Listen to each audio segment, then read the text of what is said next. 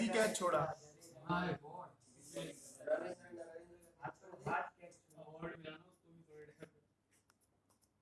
हाँ अभी last match पे खेला भाई जडेजा छोड़ेगा चले भाई एक तो छोड़ेगा ना प्रेशर तो है ना इसलिए आप दोनों टीम स्ट्रांग और वो अकेला जो करता है अच्छी कौन चेस कौन करेगा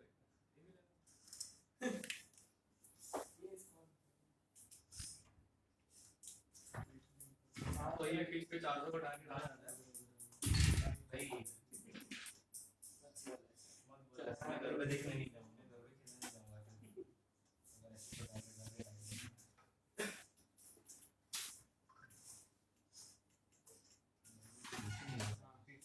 नहीं मार पाएंगे 400 तो नहीं आएंगे 43 साढ़े 4 की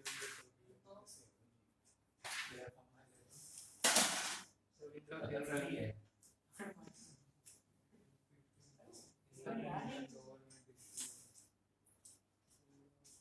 आगे बच्चे को जा बॉलिंग आ लोगों ने बैटिंग हारी थी अभी टॉप टेस्ट बाकी जा रहा है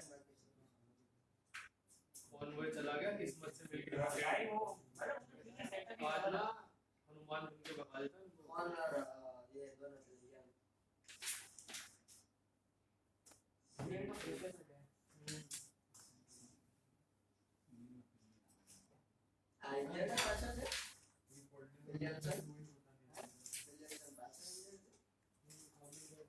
हम shooting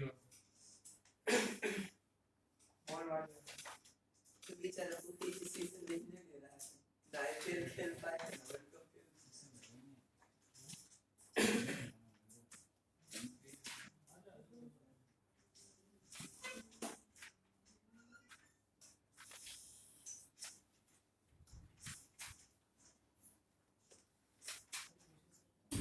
Okay.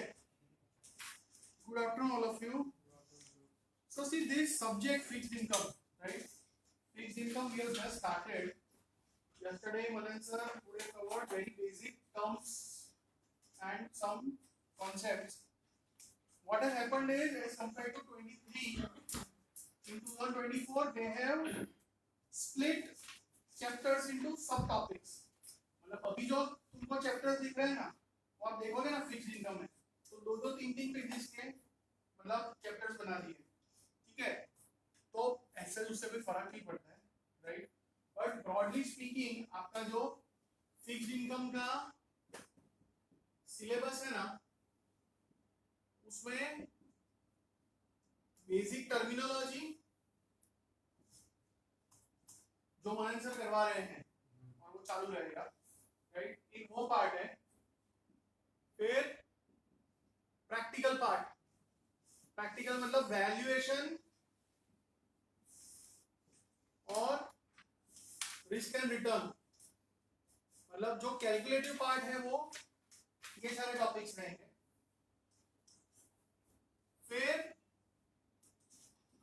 Asset based securities और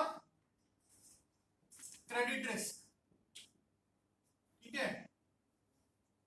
These are extra topics.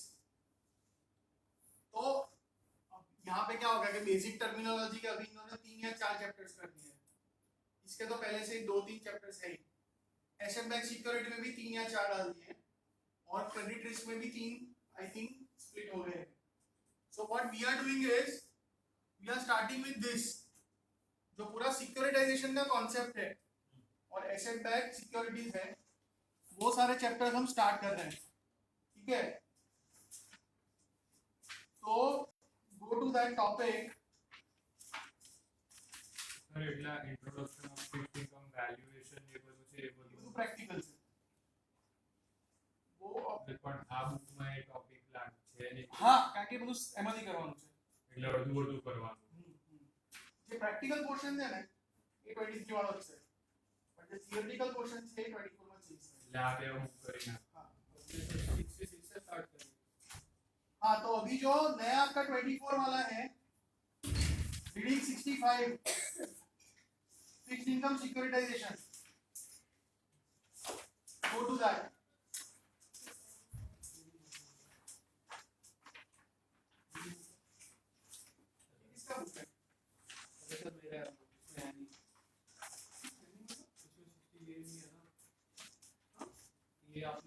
वाली थी ना, चेन वाली, तो उसमें है ना, मैंने देखा था नहीं है। ऐसा कैसे हो सकता है?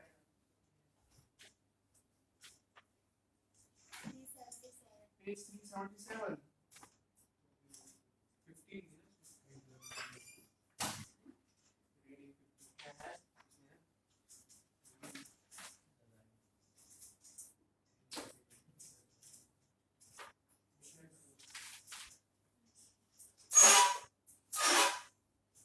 Okay, so reading 65. Reading 65, fixed income securitization.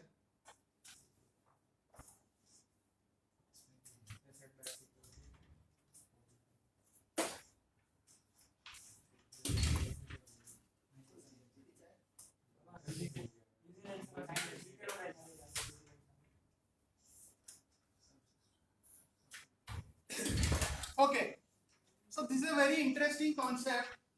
Securitization कहाँ यूज होता है, वो प्रोसीजर क्या होता है? See, they have mentioned steps 1, 2, 3 etc. Right? Steps 1, 2, 3 ऐसा लिखा है. I'm just reading out. फिर मैं आराम से समझाता हूँ. Bank making loans or a corporation extending credit to customers creates a pool of debt-based assets. This is, और वो जो कंपनी है या बैंक है, that entity is called originator. The pool of assets referred to as collateral is sold to a separate legal entity referred to as special purpose entity. The SPE issues fixed income securities. वो जो securities है, they are called asset-backed securities, supported by the cash flows from the collateral. These ABS are purchased by investors such as pension funds or fixed income funds that deem the risk reward of underlying collateral to be attractive.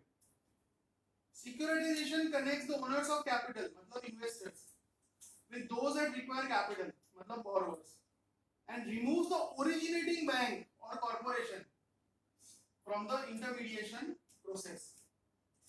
फिर उसके benefits लिखे हैं, right? लेकिन वो सब समझने के लिए you actually skip one page, go to 65B, उसमें एक फिगर ड्रॉ किया है, उसमें एक फिगर, मतलब क्विज के पहले आप देखोगे एक फिगर ड्रॉ किया है, दिख रहा है? Customers buy cars and there is Fred motor company. तो इसको मैं मेरे हिसाब से ड्रॉ करके दिखाता हूँ आपको.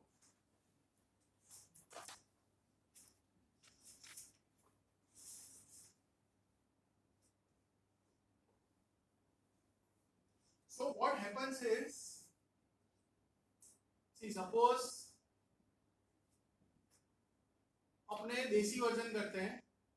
स्टेट बैंक ऑफ इंडिया है, बराबर, state bank of India.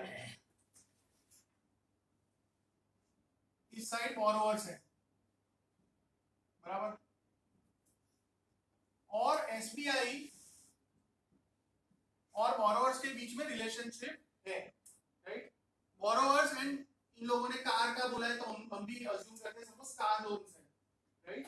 So SBI has given out car loans to the borrowers, right?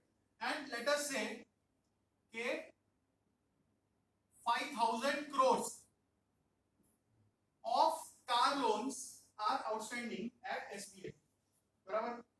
Normally क्या होता है कि एसबीआई ने लोन दे दिया बोरोवर को, लोन होगा 5 साल से लेके 7 साल ऐसा कुछ, तो धीरे धीरे कस्टमर्स पैसा लौटाएंगे, they will pay EMI and your money will come back to SBI, State Bank of India. तो स्टेट बैंक ऑफ इंडिया का 5,000 करोड़ लगा हुआ है, राइट? 5,000 करोड़ ब्लॉक्ड है, जो धीरे धीरे over a period of 5 to 7 years वापस आएगा, right? Now state bank of India, it is a bank, it's a commercial entity, और बैंक्स या कोई भी कंपनी हो उसको फाइनेंसिंग की जरूरत तो पड़ती है. आप कोई भी हेडलाइन देखो तो बड़ी बड़ी बैंक्स हर 6 महीने 12 महीने पैसे रेज करते रहते हैं, या तो स्टॉक के थ्रू, स्टॉक मार्केट से, या बॉन्ड्स के थ्रू, मतलब they are always looking for financing opportunities. तो एसबीआई को पैसा रेज करना है, एसबीआई को पैसा रेज करना है। तो एसबीआई फिर ऐसा करता है कि one of the ways of raising capital, of raising finance, is that this SBI will sell car loans. SBI ने क्या करा, ये जो 5,000 करोड़ का कार लोन है वो बेच दिया एक कंपनी को, और ये कंपनी ने कैश 5,000 करोड़ SBI को दे दिया, राइट। एसबीआई का तो पैसा आ गया, एसबीआई का तो पैसा मतलब रेज हो गया, करेक्ट। अच्छा, अब ये सवाल है कि एसपीई, स्पेशल पर्पस एंटिटी, वो एक सेपरेट एंटिटी होता है, सेपरेट लीगल कंपनी होता है, राइट। तो एसपी कहां से लाएगा 5,000 करोड़, राइट। एसपी कहां से लाएगा 5,000 करोड़? तो एसपीवी या एसपीई, इट विल फाइंड इन्वेस्टर्स, से इन्वेस्टर 1, इन्वेस्टर 2, से 5 इन्वेस्टर्स है, बराबर। हर एक बंदा 1,000 करोड़ देगा। I am just taking a very simple case, 5 investors, हर एक ने 1,000 करोड़ दे दिया, तो 5,000 करोड़ इनको मिल गए, बराबर। तो सामने इनको क्या मिला, इन्वेस्टर्स को क्या मिला, तो सर्टिफिकेट मिलेगा। आपने नहीं होते बैंक में हम पैसा डालते हैं एफडी का, तो हमें क्या मिलता है, सर्टिफिकेट। तो इनको भी एक सर्टिफिकेट मिलेगा। वो जो सर्टिफिकेट है that is called asset backed security. इसको क्या बोलते हैं, एसेट बैक्ड सिक्योरिटी। क्योंकि इन्वेस्टर्स के पास क्या है, पैसा है, they want a good return with reasonable risk. तो ये एक उनके लिए जरिया हो गया कि हाँ भाई, this is one more Avenue of investment, कि हम लोग इसमें अभी कैश दे देते हैं, हमको ये सर्टिफिकेट मिल गया, और धीरे धीरे क्या होगा कि बोरोवर जो रीपे करेंगे, राइट, एसबीआई को ईएमआई भरेंगे ना, तो जो पहले ईएमआई एसबीआई में जाने वाले थे, उसके बदले क्या होगा कि एसबीआई में नहीं आएंगे, सीधा ये एसपीई, और एसपीई से इनके पास चले जाएंगे। So over a period of time, they will recover their capital along with interest, right? So this is how the whole system works. This is known as securitization. SBI का तो obviously फायदा है, क्योंकि उसका तो पैसा रेज हो गया। इन्वेस्टर्स को क्या फायदा है कि भाई उनको एक एक्स्ट्रा एवेन्यू मिल रहा है कि पैसा कहाँ लगाओगे, बॉन्ड में लगाओगे, स्टॉक्स में लगाओगे, तो ये तीसरी चीज है, इसमें भी आप लगा सकते हो पैसा, राइट। अच्छा, वन मोर थिंग, कि ऐसा हो सकता है कि सपोज लोन तो सारी 7 साल की है, अब ये इन्वेस्टर ने 1,000 करोड़ दे दिया और उसके पास सर्टिफिकेट आ गया, अब उसको तो धीरे धीरे पैसा मिलेगा 7 साल तक, मतलब जो एसबीआई की परिस्थिति थी वही इसकी होगी, ठहरो अभी 7 साल धीरे धीरे पैसा आएगा। But what if suppose this investor से 6 months डाउन द लाइन उसको पैसे की रिक्वायरमेंट आ पड़ी, सपोज आप एफडी करवाते हो और पैसे की रिक्वायरमेंट आ पड़ी, तो एफडी में तो क्या होता है, प्री मैच्योर विड्रॉल, थोड़ा पेनल्टी लगेगा और आप निकाल सकते हो। इसमें क्या होगा, तो this is the real magic, इसमें नाउ ये जो एबीएस है उसके पास जो सर्टिफिकेट आ गया है, एफडी का सर्टिफिकेट अगर आपके पास हो ना, और सपोज मेरे पास एफडी का सर्टिफिकेट है और मुझे पैसे की जरूरत है, तो मैं ऐसा नहीं कर सकता कि इसको बेच दूंगा एफडी का सर्टिफिकेट, कि मेरा नाम काट के इसका नाम लिख दूं और वो मुझे कैश दे दे। I can not trade it, there is no secondary market, that transaction is not allowed. But ABS में ऐसा नहीं है। ये एसेट बैक्ड सिक्योरिटी, अगर किसी को भी पैसा चाहिए तो पूरी जो फाइनेंशियल सिस्टम है उसमें फिर किसी के साथ भी आप बाय एंड सेल कर सकते हो। समझ में आ रहा है? फिर आप वो जो सर्टिफिकेट है, just like any other stock और bond, you can buy and cell.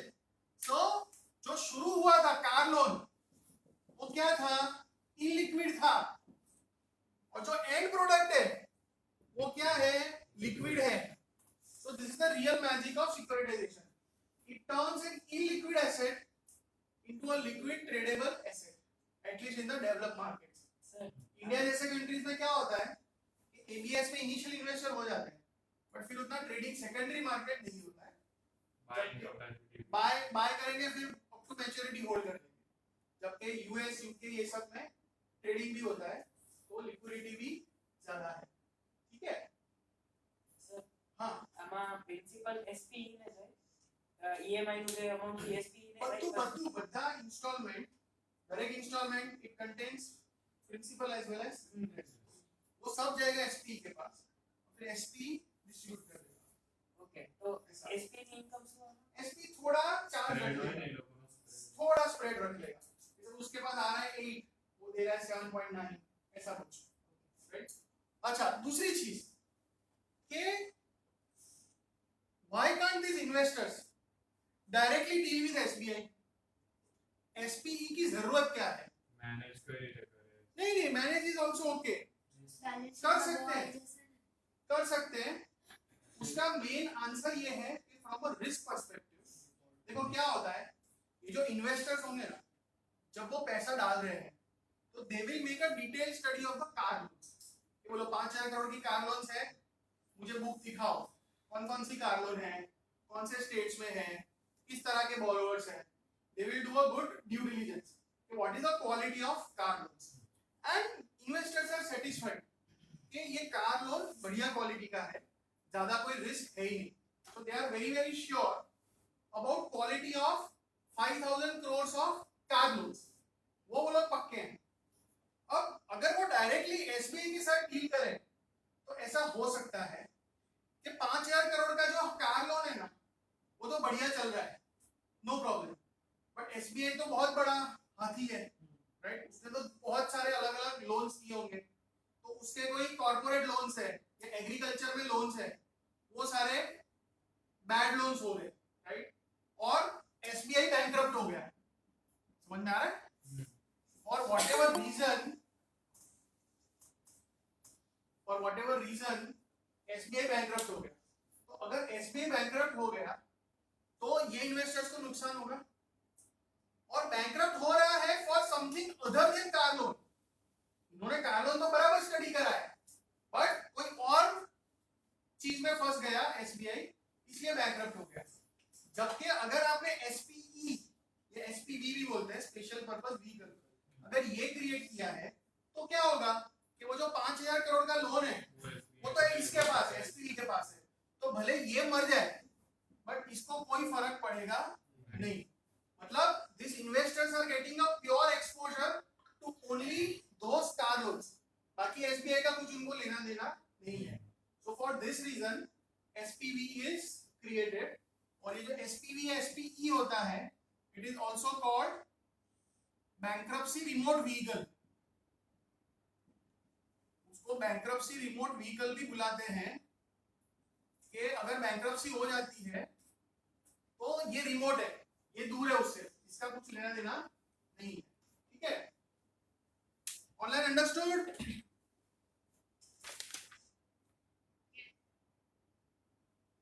ठीक है. तो अभी वो जो पूरा 65B है ना, describe securitisation including parties and the roles they play, वहां से लेके क्विज तक पढ़ लो. ट्रेड થાય એક બીજા જોડે લોકો લેવેચ કરી શકે. પૈસા જરૂર સપોઝ આપણે કે આઈપીઓ માં નાખીએ પૈસા તો શેર આવી જાય આપણા ખાતામાં, તો થોડો પીછે એક્સપી રાખી મૂકે, અમુક લોકો રાખી મૂકે, પણ એને પૈસા જતે વેચી કાઢશે, તો ત્યાં પોસિબલ છે.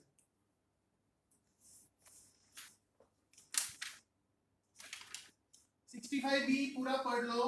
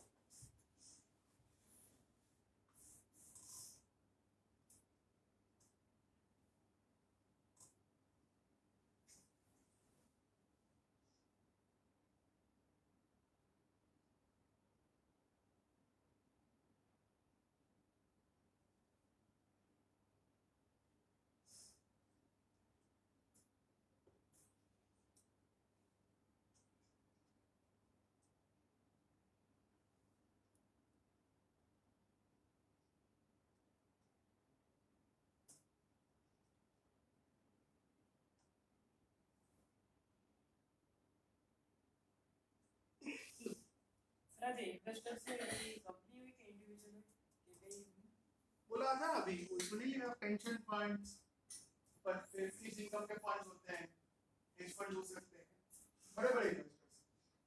नॉर्मली रिटेल और इंडिविजुअल्स इस मार्केट में जनरली ऑपरेट नहीं करते क्योंकि साइज बड़ा होता है। सर रिस्क तो आने रे क्या है रिस्क अल्टीमेटली रिस्क तो इन्वेस्टर्स ने रहना चाहिए। सपोज कार लोन में गारंटी का नहीं है कार लोन में अगर डिफॉल्ट हो जाता है तो वो इनको लॉस लगेगा।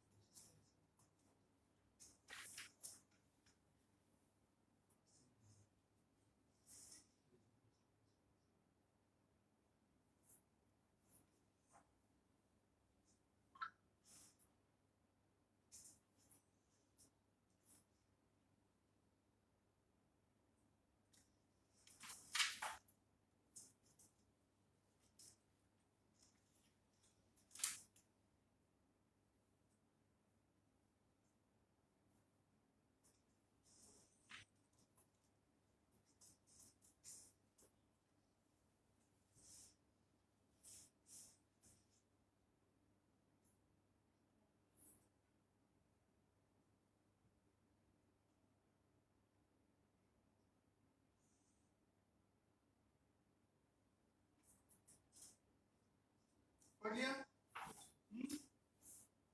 Then we are going to benefits. जो फर्स्ट एलआईएस था, बेनिफिट्स में जो ओरिजिनेटिंग बैंक या कॉर्पोरेशन है, जो लोग लोन बेच रहे हैं, उनको क्या फायदा है? Increase business activity. ये 5,000 करोड़ एसबीआई के पास जल्दी आ गया तो और नए लोन दे देंगे, राइट? प्रॉफिटेबिलिटी इंप्रूव हो सकती है। कैसे?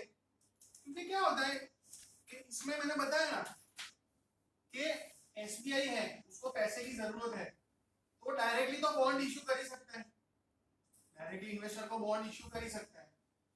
मोस्टली क्या होगा कि वो डायरेक्टली अगर किसी इन्वेस्टर को बॉन्ड बेचेगा ना तो इन्वेस्टर पूरा एसबीआई देखेंगे, देखो एसबीआई ये करता है, उसमें ये गलत हो सकता है, तो इतना रिस्क है, तो okay we will give money to SBI at 8%। जबकि वाया दिस रूट जो इन्वेस्टर्स है वो सिर्फ कार लोन देखेंगे और कार लोन की क्वालिटी बहुत अच्छा है, तो ऐसा हो सकता है कि एसबीआई को पैसा मिल गया नॉट एट 8% बट एट 7%। मतलब via this route SBI can actually access funds at a lower rate, तो प्रॉफिटेबिलिटी बढ़ सकती है। ऐसा भी लॉजिक है, ठीक है? ये इस लोन के मल्टीपल इंस्ट्रूमेंट्स के तो पैसा रेज नहीं कर सकता ना। मल्टीपल नहीं, ये लोन हो गया, बॉन्ड भी इशू कर दिए और फिर हाँ तो लेकिन होता ही ऐसा, वो फिर सब इसीलिए फिक्स्ड इनकम में जो इन्वेस्टर्स और वो सब होता है वो बहुत डिटेल डॉक्यूमेंटेशन में जाना पड़ता है। अब मान ले एसबीआई ने ये तो कर लिया है 5,000 करोड़ का सिक्योरिटाइजेशन हो गया, फिर दूसरा बॉन्ड इशू कर रहे हैं, तो उन इन्वेस्टर्स को पता होगा कि भाई एसबीआई ओवरऑल लेकिन ये 5,000 करोड़ तो जा चुका है, तो फिर उस तरह से उन लोगों का टर्म्स बैठता है, तो वो सब रहता ही है। But point is that via securitisation, if a bank can provide very high quality assets, तो बहुत कम रेट पे फंड ला सकता है और उस तरह से फायदा हो सकता है। फिर lower capital reserves for banks, तो इसमें भी क्या होता है कि कितना कैपिटल बैंक को रखना पड़ेगा, खुद का पैसा, वो डिपेंड करता है कि उसका लोन कितना रिस्की है। तो कई बार बैंक्स रिस्की लोन्स को हटा दे तो उसका कैपिटल रिक्वायरमेंट कम हो सकता है और लिक्विडिटी तो बढ़ेगी। सर पर जब रिस्की लोन आपसे तो इंटरेस्ट नहीं मिलेगा, मतलब बढ़ेगा बट फिर भी उसको तो कैपिटल में फायदा होगा ना, वो ज्यादा हो सकता है ऐसा। फिर इन्वेस्टर्स को बेनिफिट, तो टेलर्ड रिस्क एंड रिटर्न, मतलब विशेष टाइप का आपको रिस्क और रिटर्न जो और कहीं अवेलेबल नहीं है वो मिल सकता है। फिर access, this is the only way by which you can access the loans. बाकी तुम लोन में इन्वेस्ट कहां से कर सकते हो? सपोज हम लोग हैं and we want to invest in some loans, तो हम नहीं कर सकते, राइट? And again liquidity. और फिर पूरी इकोनॉमी और फाइनेंशियल मार्केट्स में बेनिफिट है। डिक्रीज लिक्विडिटी रिस्क, पूरा सिस्टम लिक्विडिटी इंप्रूव करता है तो लिक्विडिटी रिस्क कम हो गया, एफिशिएंसी बढ़ जाएगा, ज्यादा इंफॉर्मेशन शेयर होगी, एफिशिएंसी बढ़ जाएगी। Lower financing cost, lower leverage for originators, क्योंकि आपने लोन दिया है तो उसके सामने पैसा भी आपके पास आ गया, राइट? रिस्क है, risk to investors are twofold. The cash flows from the collateral to the ABS investors are uncertain and can vary in timing and size. मतलब रिस्क तो है कि अगर EMI में कोई डिले है, ऐसा कुछ हो रहा है तो investors will be impacted. Credit risk of the collateral is passed through to investors in the ABS.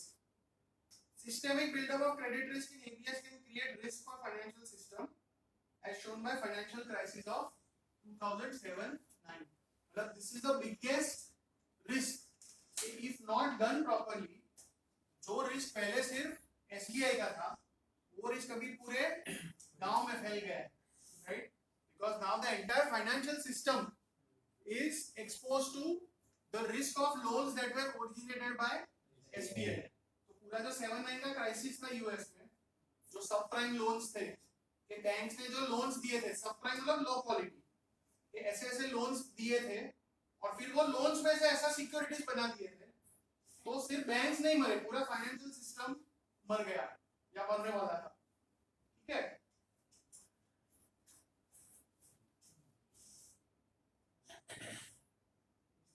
Okay, online ठीक है?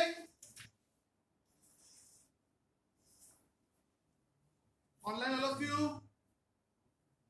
यूएस वाले सेक्शन करते हैं।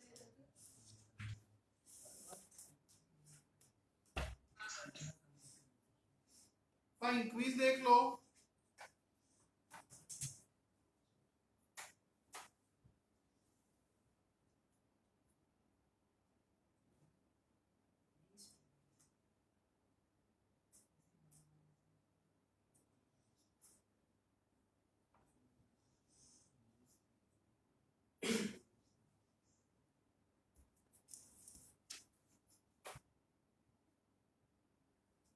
Economic benefits least likely.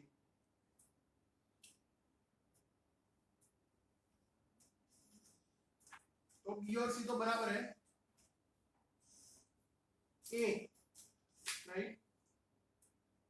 Least likely मतलब you have to search for a statement that is not true, तो B और C तो true है।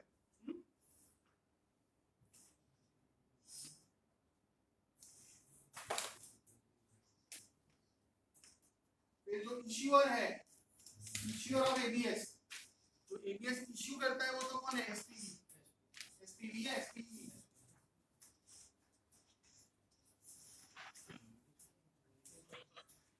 यस,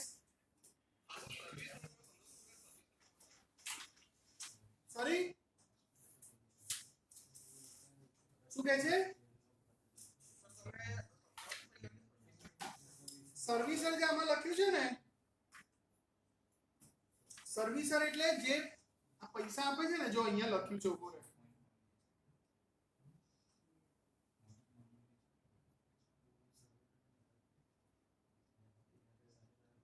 જે આપણને આ ફ્રેડ વાળું આપેલું ને એક્ઝામ્પલ,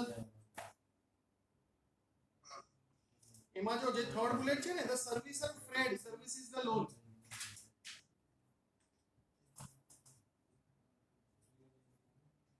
એટલે જે કેશ ફ્લો એસપીવી ને પહોંચાડશે ને એ સર્વિસર છે.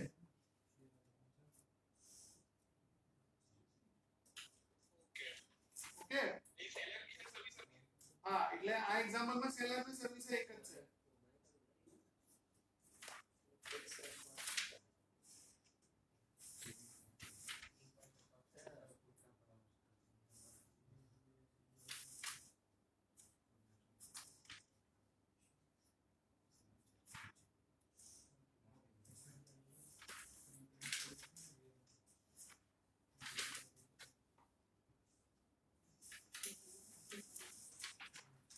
Okay, let us move to the next chapter. એક જ chapter ને શરૂ કરી દીધું. ये ज्यादा पार्ट पाड़ी है.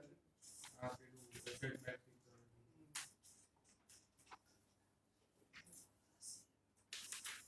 Okay, go to the next one. Reading 66.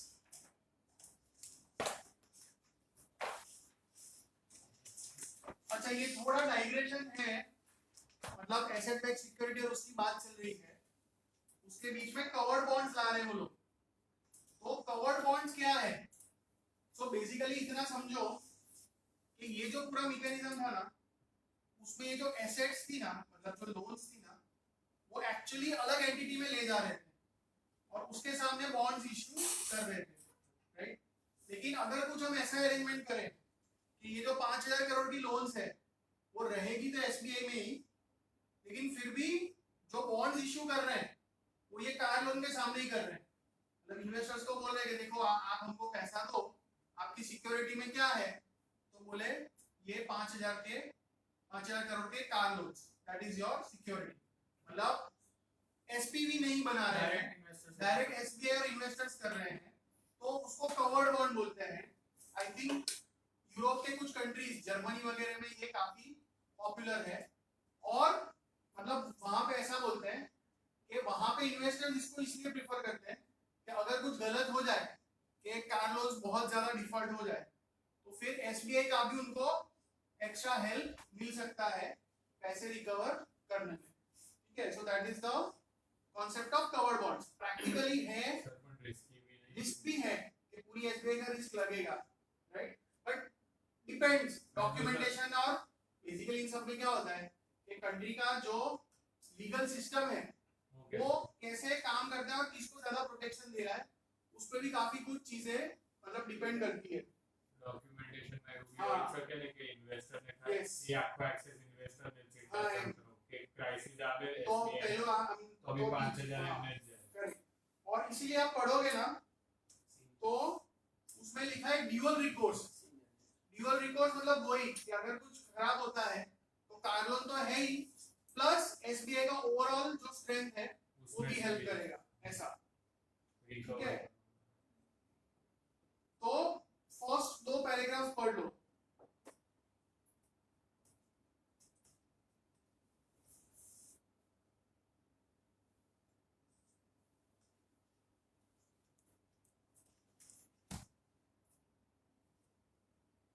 Go through the first two paragraphs.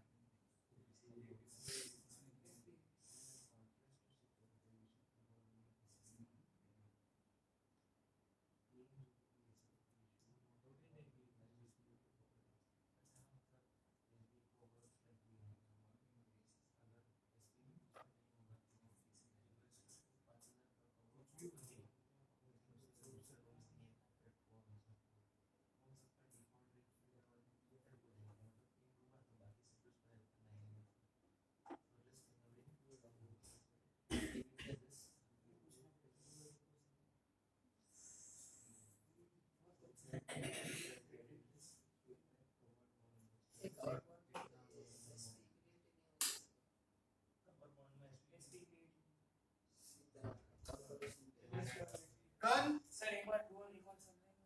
Dual record मतलब अगर कार लोन से पैसा नहीं आता है तो एसबीआई का दूसरा एसेट भी यूज कर सकते हैं ऐसा। अच्छा मैं थर्ड पैरा से पढ़ रहा हूँ। Because the cover pool remains on the balance sheet of the issuer will not benefit from any reduction in required capital reserves that would occur under a securitization। तो मैंने बताया ना कि सिक्योरिटाइजेशन में क्या है कि लोन चला गया बुक में से तो कैपिटल भी कम रखना पड़ेगा, इसमें ऐसा नहीं होगा क्योंकि बैंक की बुक्स में ही ये लोन सभी भी रह रहे हैं। Unlike an ABS in which pool of assets is fixed at issuance, a covered bond requires the issuer to replace or augment non-performing or prepaid assets in cover pool so that it always provides for covered bonds promised interest and principal payments। और उसमें credit ट्रांचिंग नहीं होता है, हालांकि अभी credit ट्रांचिंग क्या होता है वो उनको नहीं पता है, बट इतना समझो कि इसमें तो क्या था 5,000 करोड़ की लोन ट्रांसफर हो गई, फिर वो जो लोन है वो फिक्स रहेगी। इसमें क्या है कि सपोज 5,000 करोड़ की लोन है, कवर्ड बॉन्ड इश्यू हुआ, इसमें से 500 करोड़ का डिफॉल्ट हो गया, अभी तो 4500 करोड़ ही हुए, 4500 करोड़ ही बचे हैं, तो फिर बैंक को और 500 करोड़ की लोन्स उसमें जुड़ देने की सो दैट वो टोटल कवर बना रहे। इस टाइप के डॉक्यूमेंटेशन उसमें रहेगा, ठीक है। Basically, you are providing maximum protection to the holders of covered bonds. ऐसा। Covered bonds may have different provisions in case the issuer default. अगर default हुआ तो a hard bullet covered bond is in default if the issuer fails to make a scheduled payment, leading to acceleration of payments to covered bond holders।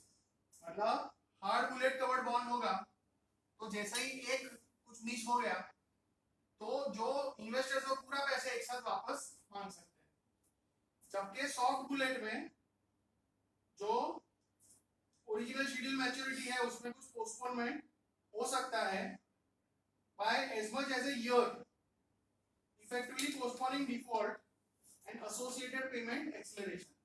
मतलब hard में तो suppose एक coupon आप miss कर गए तो पूरा पैसा मांग सकता है, इसमें क्या होगा कि 1 साल का डिले आप रख सकते हो ऐसा। A conditional pass through covered bond converts to a pass through bond on the maturity date if any payments remain due, meaning that any payments subsequently recovered on the cover pool are passed through to the investors। मतलब अगर ऐसा documentation होगा कि जैसा default होगा तो ये पूरा जो पूल है वो फिर एक्सक्लूसिवली इन्वेस्टर्स के नाम ही हो जाएगा, इसमें से जो भी रिकवर या जो भी आएगा वो सीधा सीधा इन्वेस्टर्स को मिल जाएगा, because otherwise it may not be the case, क्योंकि यहाँ तो पूरी एसबीआई है, राइट। तो कभी कभी ऐसा हो सकता है कि इसमें से रिकवरी आ रही है बट वो पैसा डायरेक्टली ये इन्वेस्टर्स के पास नहीं जा रहा है, तो इसमें ऐसा नहीं होगा। Okay, now comes the important part. ये थोड़ा डाइग्रेशन था, मैंने बताया। अभी इंपॉर्टेंट पार्ट है credit enhancement used in securitisation. मतलब ये जो पूरा ट्रांजैक्शन है तो इन्वेस्टर्स ने तो स्टडी कराई है, इन्वेस्टर्स ने अच्छा स्टडी किया है, और इसमें देखो खेल क्या होता है कि ये एसपीवी है, 5,000 करोड़ का कार लोन का पूल है, कोलेटरल का पूल है। इन्वेस्टर्स तो अपना स्टडी करेंगे बट मेनी टाइम इन्वेस्टर्स खुद स्टडी नहीं करेंगे। स्टडी कौन करेगा?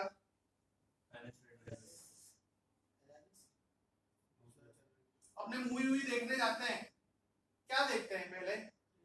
रेटिंग है, तो बॉन्ड का रेटिंग होता है, राइट। तो हाँ, वो इंडिया में है, globally S&P, Moody's, right, and Fitch, ये 3 जो रेटिंग एजेंसीज है वो रेटिंग देंगे। अगर ट्रिपल ए रेटिंग है तो बहुत सिर्फ, डबल ए है, ए है, ट्रिपल बी है। तो बेसिकली क्या होता है कि इनको जब इश्यू करना होता है ना तो पहले रेटिंग एजेंसी वाले देखेंगे कि हाँ चलो तुम्हें एबीएस इश्यू करना है, तो बोले ठीक है, तुम्हारा ये जो लोन का स्ट्रेंथ है ना, उसके हिसाब से we can give you triple B rating, कि भाई तुम्हारा ट्रिपल बी बनता है, इतना रेटिंग हम देंगे, बराबर। अच्छा, अब एसपीवी को पता है कि अगर ट्रिपल बी रेटिंग है ना, तो इन्वेस्टर 9% तो मिनिमम मांगेंगे, isn't it? ऐसा रहेगा। और एसपीवी को पैसा चाहिए, they are trying for 8%, they are trying for 8%, ठीक है। तो रिस्क घटाना पड़ेगा, रिस्क घटाना पड़ेगा ना, रेटिंग और अच्छा करना पड़ेगा। तो वो लोग ऐसा बोलते हैं कि यार ट्रिपल बी है ना, उसके बदले अगर डबल ए हो जाए ना, तो आपका कॉस्ट घट जाएगा। So let us try for double A rating. तो फिर वो रेटिंग एजेंसी से बात करेंगे, क्या बता रहे हो ट्रिपल बी रेटिंग, पर हमें अगर डबल ए चाहिए तो क्या करना पड़ेगा। तो ऑब्वियसली अगर डबल ए चाहिए तो रिस्क कम करना पड़ेगा। तो रिस्क कम करने के लिए जो मैकेनिज्म्स है, those are called credit enhancements. उसको क्या बोलते हैं, क्रेडिट एनहांसमेंट। तो क्रेडिट एनहांसमेंट का नंबर 1 और सिंपलेस्ट तरीका, ओवर कोलेटरलाइजेशन। ओवर कोलेटरलाइजेशन मतलब ये लोन 5,000 करोड़ की है, आप इश्यू करो 4,500 crore, you issue securities worth only 4,500 crore, so that 500 crore का कुशन बना ही रहेगा।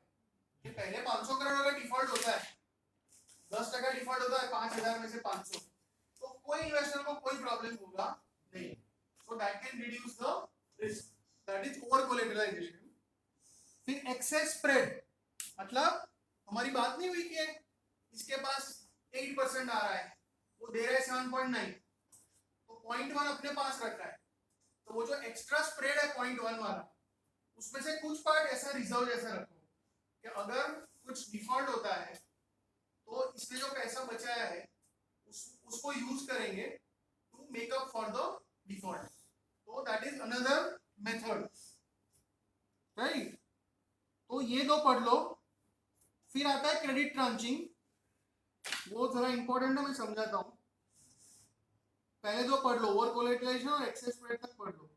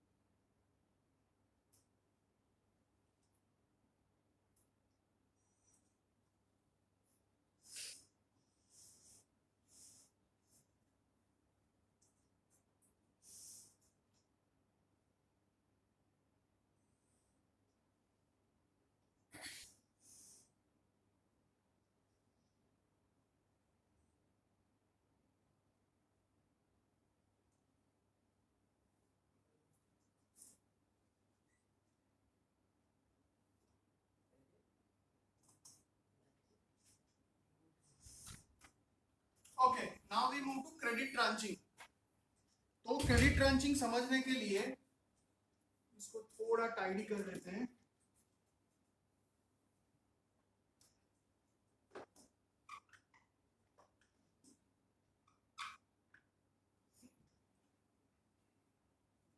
सी,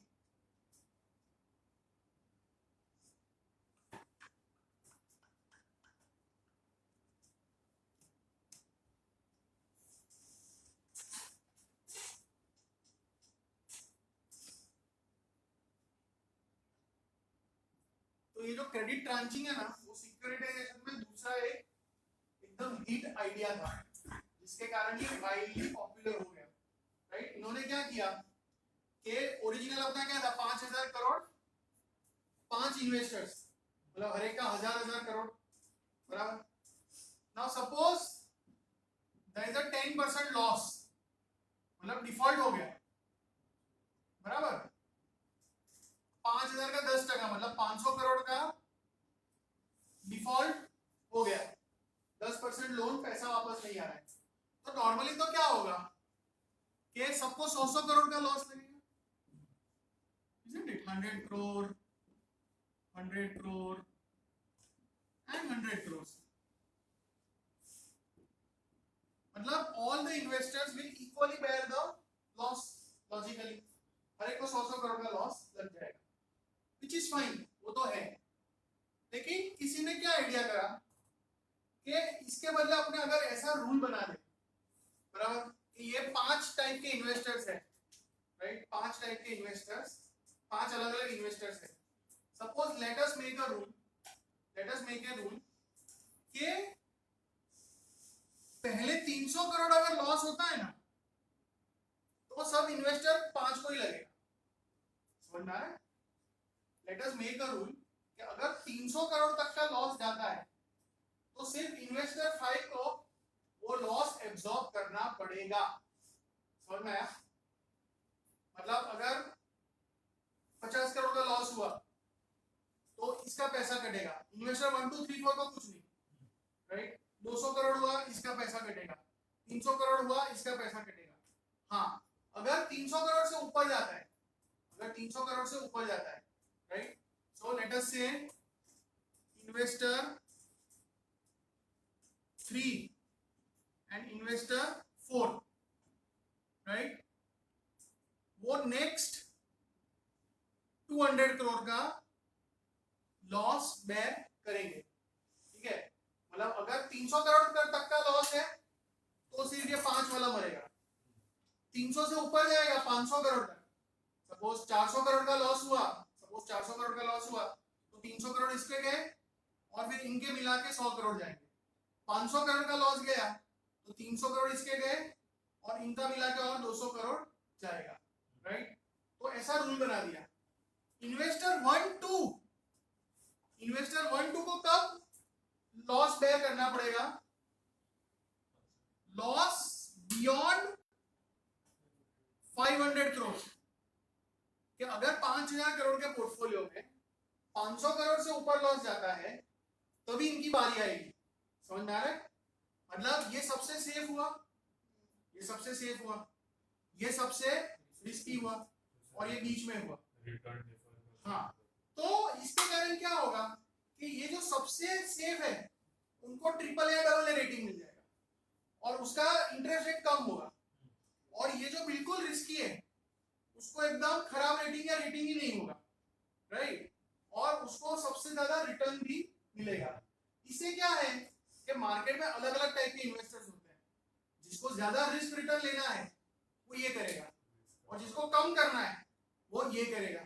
तो now we can, from a single pool of loans, we have made instruments which people with different risk appetites can buy. So this is known as credit tranching.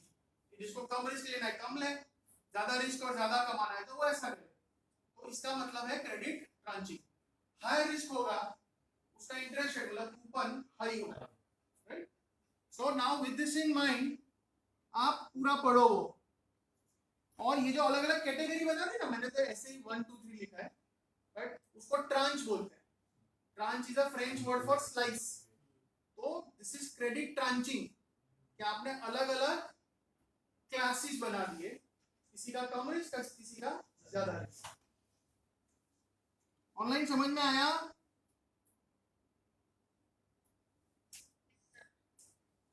Okay, तो professors note है ना, वहां तक पढ़ लो।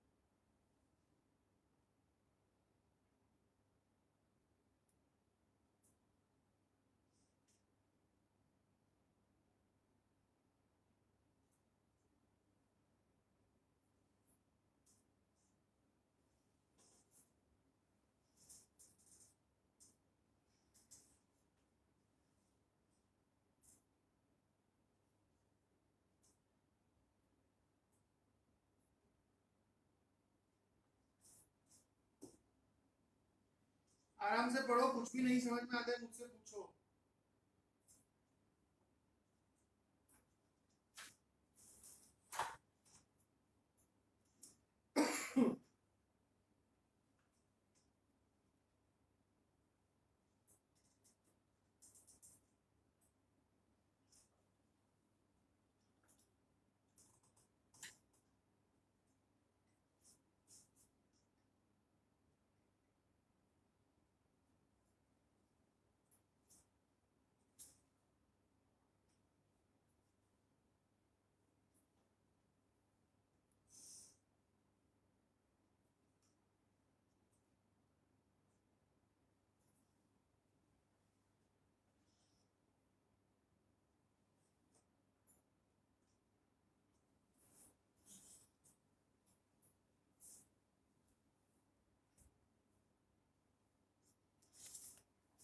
Sir જો જરા loan જે છે ઇક્વલી ડિવાઇડ ન થાય, કોઈ કે 2000 કરોડ આપ્યા, કોઈ કે 500 કરોડ આપ્યા, એટલે ઇન્વેસ્ટર્સ, हाँ ये तो हाँ बराबर, तो જે ट्रांचेस है रेशियो में डिवाइड થાય કે ब्रांचेस तो मतलब वो लोग क्या करेंगे, देखो 5,000 करोड़ का इश्यू है, उसमें से 2,000 करोड़ एकदम सेफ है, तो बोला आपको कितना चाहिए, और 2,500 करोड़ मिडल है, 500 करोड़ इक्विटी है, तो फिर जिसको जितना चाहिए उस हिसाब से करेंगे।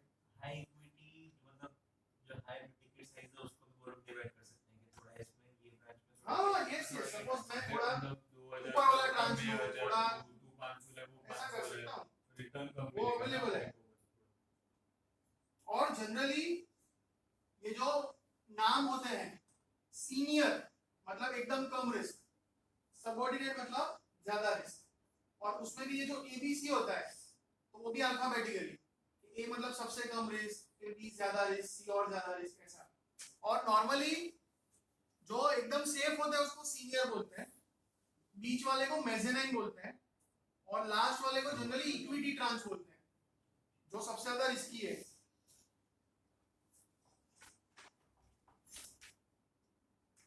तो प्रोफेसर्स नोट तक पढ़ लो, और ये जो पूरा रूल्स बनाते हैं कि पहला लॉस इसको लगेगा, फिर इसको इसको, तो that is called waterfall structure, that is called waterfall structure.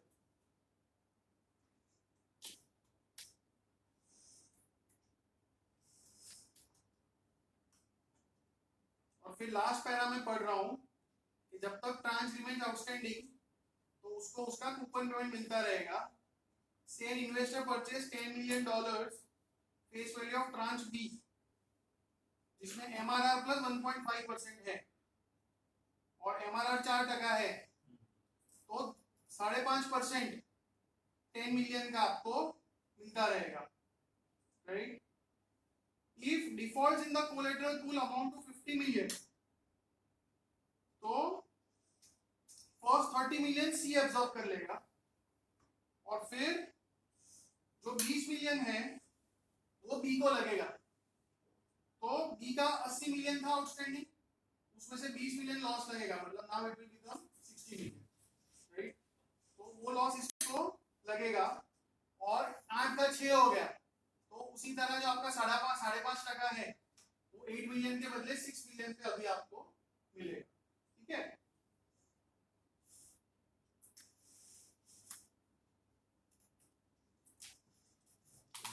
Online okay, all of you, ठीक है। अभी जो नेक्स्ट वाला है सेक्शन, उसमें अलग अलग टाइप के एबीएस डिस्क्राइब करे हैं। देखो एबीएस जो है ना, एसेट बैक्ड सिक्योरिटी, उसका जो सबसे बड़ा कैटेगरी है वो होम लोन वाला है, व्हिच इज मॉर्गेज, उसका नाम भी ऐसा है एमबीएस, मॉर्गेज बैक्ड सिक्योरिटी। तो वो पूरा नेक्स्ट चैप्टर है, लेकिन उसके अलावा जो दूसरे एबीएस है वो इसमें डिस्क्राइब करे हैं, राइट। और उन लोगों ने ऐसा भी बोला है कि कुछ जो लोन्स होती है ना वो एमोर्टाइजिंग होती है। नॉर्मली हम जो लोन्स लेते हैं ना, कार लोन ली, होम लोन ली, वो कैसी होती है कि हर एक जो ईएमआई होता है उसमें कुछ इंटरेस्ट भी जाता है और कुछ प्रिंसिपल भी जाता है, दैट इज कॉल्ड एमोर्टाइजिंग लोन। लेकिन कुछ दूसरी लोन्स है जैसे क्रेडिट कार्ड की है, क्रेडिट कार्ड में हम तो नॉर्मली सब भर देते हैं, इंडिया में usually that is the standard practice, but कभी नहीं होता कि मैंने 1 लाख की खरीदी की क्रेडिट कार्ड की, तो जो बिल आएगा तो उसमें मिनिमम पेमेंट तो कुछ 10% जैसा ही होता है, मतलब 10,000 भर दो तो वो 90,000 आपका क्रेडिट कार्ड में बैलेंस बना रहेगा, उस पर ब्याज लगेगा, but you don't have to repay the entire loan as per a schedule, कोई ईएमआई नहीं बनेगा उसमें। तो उस टाइप की जो लोन्स है यहाँ पे आप सब कुछ मतलब ईएमआई में इंस्टॉलमेंट में प्रिंसिपल नहीं भर रहे हो, खाली इंटरेस्ट। हाँ, that is called non amortising loans. तो वो आपको टर्मिनोलॉजी समझना है, एमोर्टाइजिंग वर्सेस नॉन एमोर्टाइजिंग। तो credit card non amortising loan होता है और उसके ऊपर ईबीएस ये लोग बनाते हैं। जब आएगा तो हाँ, तो उसमें फर्स्ट पैरा तो ठीक है, second para cash flow to a pool of credit card receivable includes finance charges, membership and late payment fees and principal repayments. मतलब ये जो क्रेडिट कार्ड सब कलेक्ट करता रहता है वो इन्वेस्टर्स में ये लोग बांटेंगे। Credit card receivables are non amortizing loans, however borrowers can choose to repay principal at their discretion. Interest rates on credit card receivables can be fixed or floating, typically subject to a cap. A credit card securitization structure will typically include a lockout period or revolving period during which ABS investors only receive interest and fees paid on the collateral. तो इसका logic क्या है कि suppose 5,000 crore के credit card के loans है, वो मैंने खरीद लिए, अब मैं इन्वेस्टर्स को बेच रहा हूं, तो मुझे तो पता नहीं है कि 5,000 करोड़ का जो लोन है there is no fix schedule, EMI का कोई शेड्यूल तो है नहीं, तो इंटरेस्ट तो आता रहेगा, 5,000 करोड़ पे इंटरेस्ट तो आता रहेगा, बट प्रिंसिपल कब आएगा एग्जैक्टली वो तो मुझे पता नहीं है।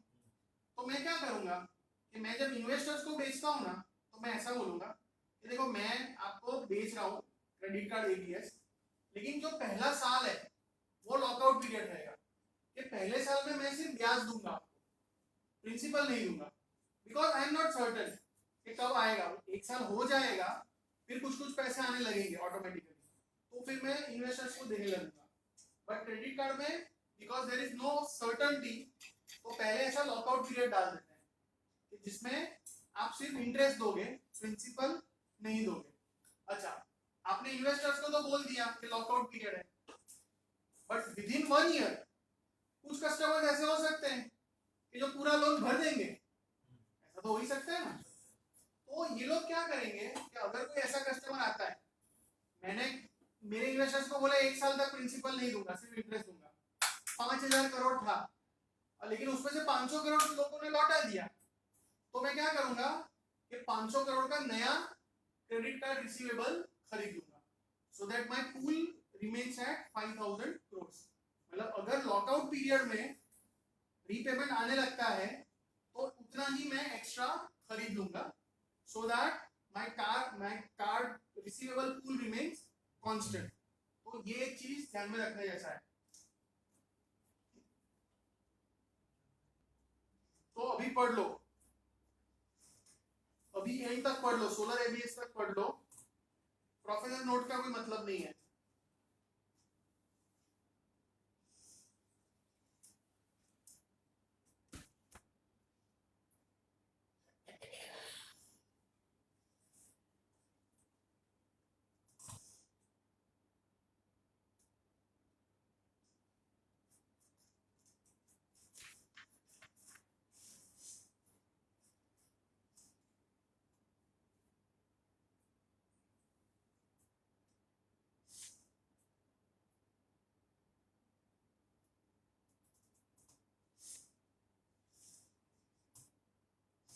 आराम से पढ़ो, नहीं समझ में आता है तो पूछो। ये सारी चीजें पहली बार पढ़ रहे हो, this is not something which would have come across usually, और इंडिया में मोस्टली ऐसा होता भी नहीं है, राइट। तो ये थोड़ा मतलब नया नया लगेगा, ठीक है। एसबीआई कार्ड जो बनाया इन लोगों ने, हाँ, एसबीआई क्रेडिट कार्ड का है, सेम लॉजिक, मतलब वो एक एसपीवी होगा जो इतना बड़ा हो गया कि उन लोगों को तो अलग कंपनी बना दी है क्रेडिट कार्ड के लिए। ओके एसबीआई ने क्रेडिट कार्ड का करना था उसको ऑपरेशन, तो अलग कंपनी बना दिया। क्रेडिट कार्ड के लिए जैसे बेसिकली इंडिया में इट इज कॉल्ड एनबीएफसी। जैसे मुथूट है तो मैं बोला सिर्फ गोल्ड लोन करूंगा, ऐसा एसबीआई कार्ड बोला मैं सिर्फ क्रेडिट कार्ड लोन करूंगा। Credit card in one side it is just like a personal loan, और क्या है?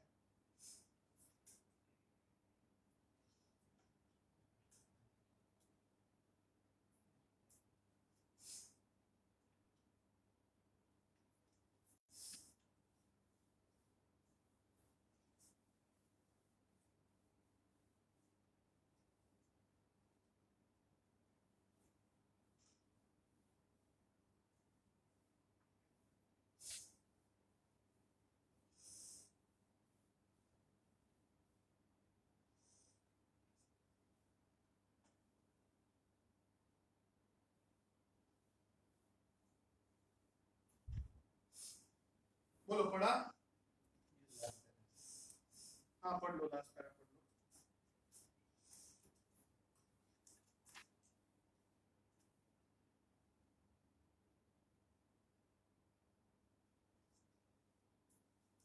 सर टर्म बचाने का अकाउंट बता ही सके 5000 करोड़ में सारा ना पहले दे माइट मतलब इन्वेस्टर्स को बोल सकते हैं कि ज्यादा खरीदना है आप लोगों को, बट रेयर होता है।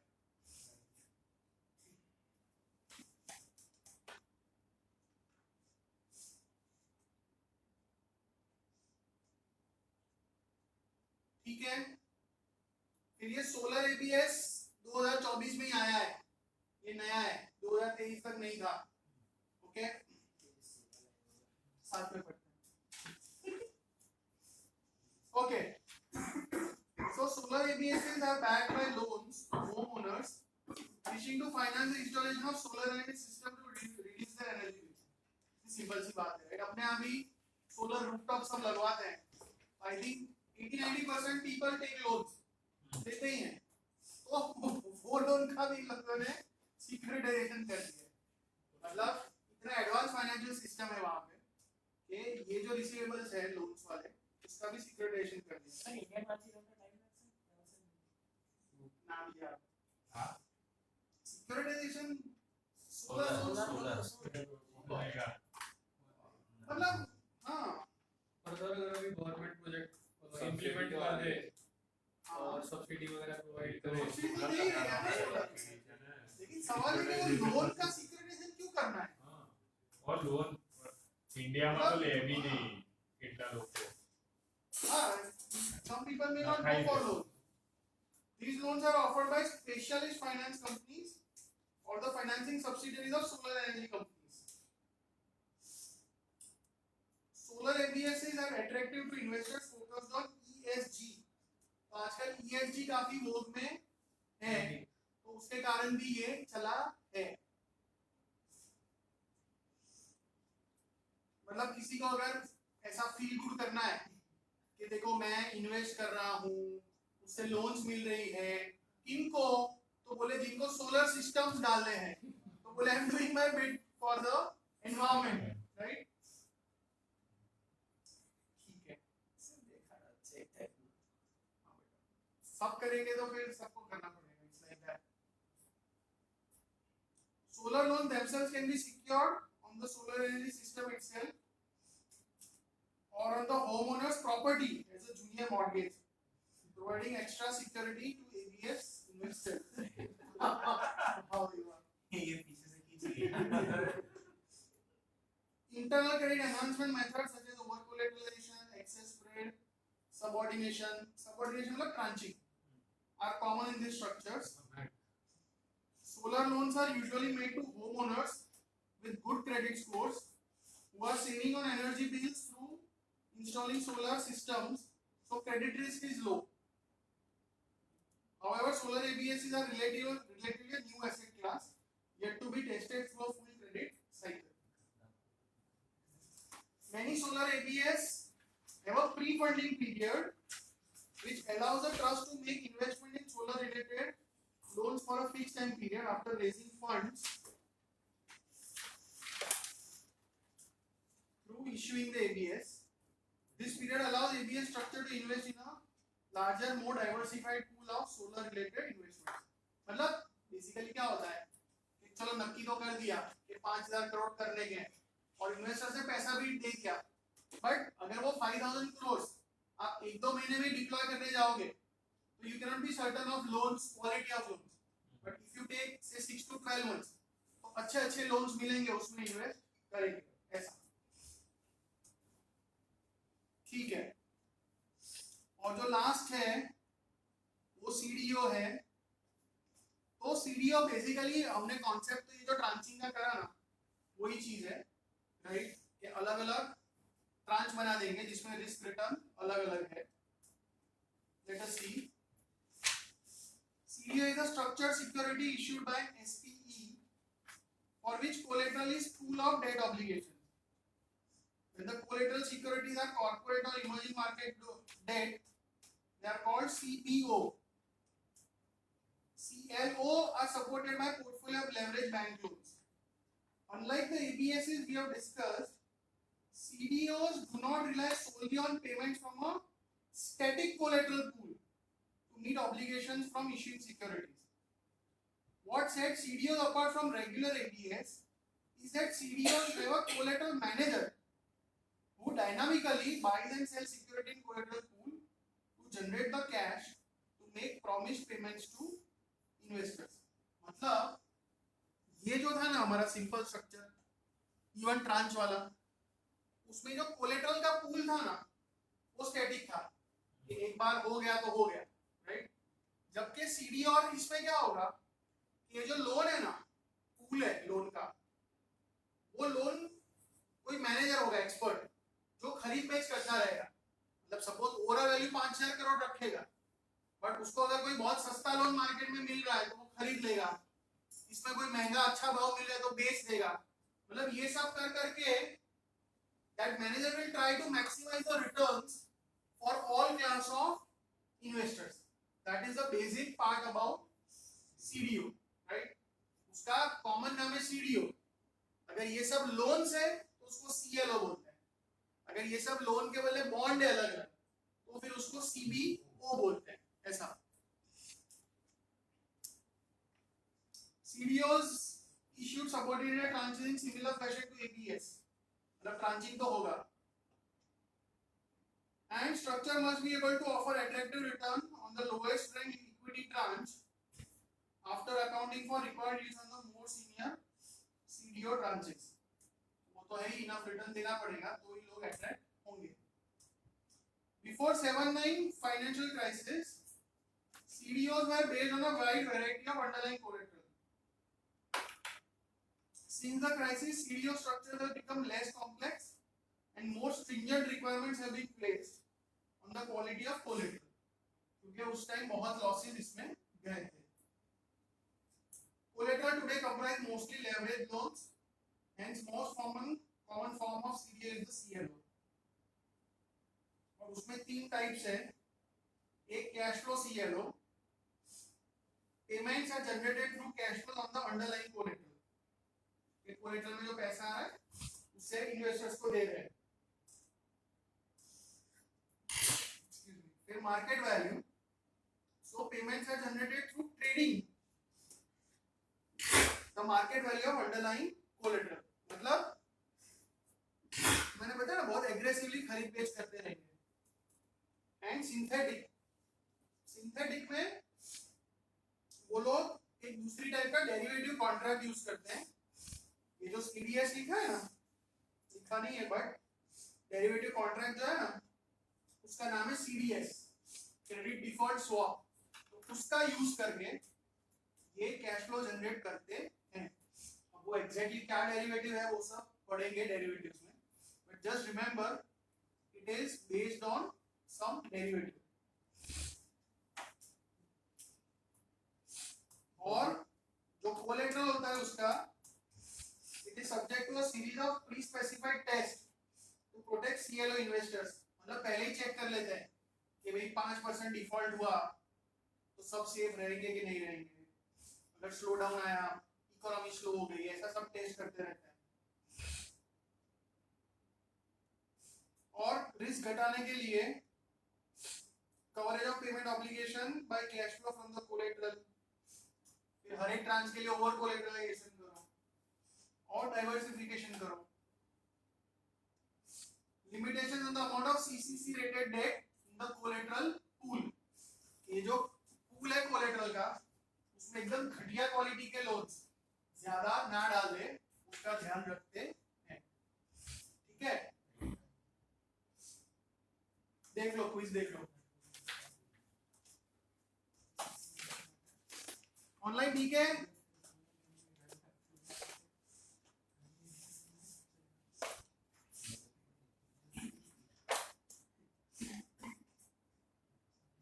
लो भाई, तीसरा विकेट गिरा. कोई बात पहला तो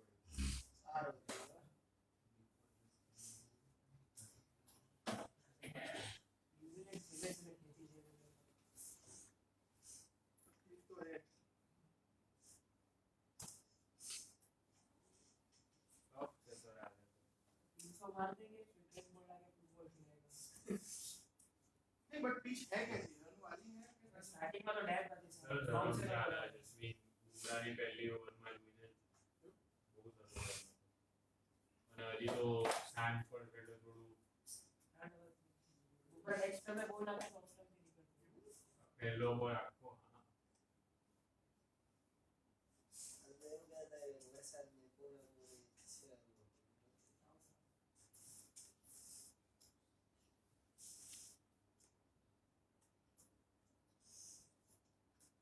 First way lockout period, credit card do not receive principal. C. Debt security collateralized by pool of sovereign debt of several developing countries. तो bonds वगैरह है, तो CBO. Isn't it? CMO का full form क्या है? Loan obligation, collateralized loan obligation. C option M तो आएगा mortgage. Covered bond is most likely to feature recourse to the issuer, right? Okay. So next Sunday we will do the mortgage part. Okay.